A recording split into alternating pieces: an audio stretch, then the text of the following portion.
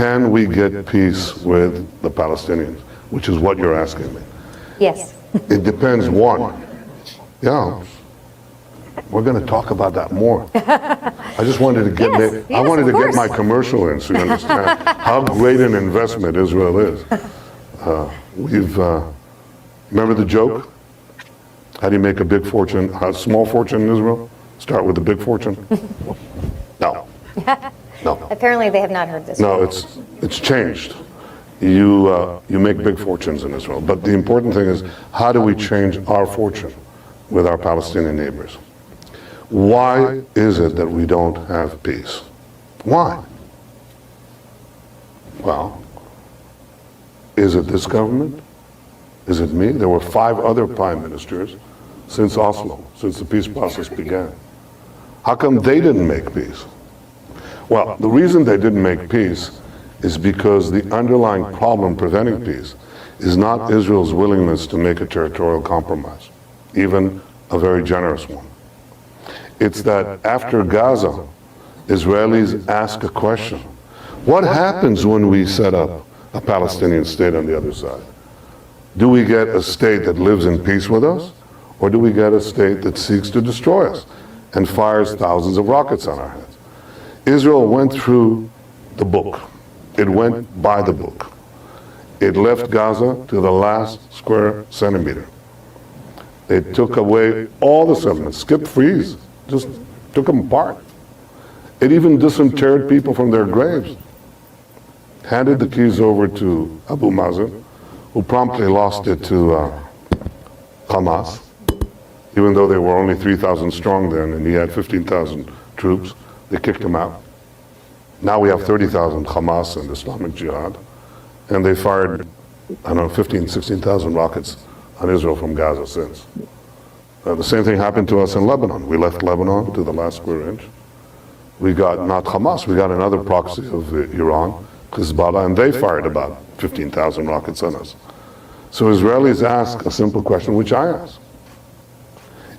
If we were to set up a Palestinian state, how do we make sure that that state does not become another Gaza and is not committed to our destruction and doesn't work to our destruction? The answer to that falls into 2 categories. One, and these are not conditions for entering talks. I have no conditions for entering talks. I'm willing to meet up. You should invite Abu Mazen here. That's what you really should do. You should invite him and me. I'm sitting here. I'm willing to wait. Knesset can wait. Fine. We'll see if he comes. I am willing to enter the talks without any conditions. And for the last 7 years, Abu Mazen deigned to talk to me for 6 hours. 6 hours. That's it.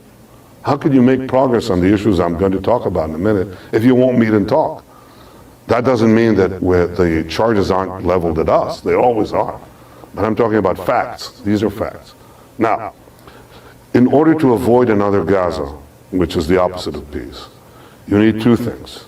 First, you have to make sure that the Palestinian state that is formed is not committed to Israel's destruction, that it ends all demands, recognizes Israel, and doesn't seek to flood it with the descendants of refugees, any more than I would seek to flood the Palestinian state with the descendants of settlers. Do you agree, Mr. Abbas? Refuses to answer that. That's what we mean by a nation state of the Jewish people. Palestinians go there if they choose, and Jews go to Israel if they choose. Can we have that arrangement? Mutual recognition of 2 nation states.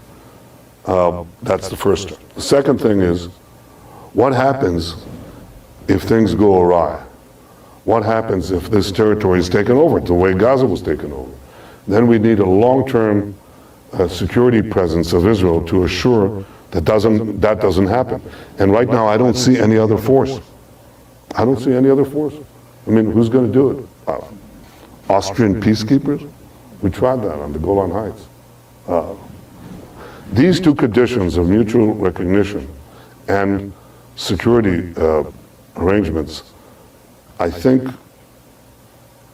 do we see that likely right now in the immediate future? No. Is this the right formula, I think, down the line? Yes. Can it happen?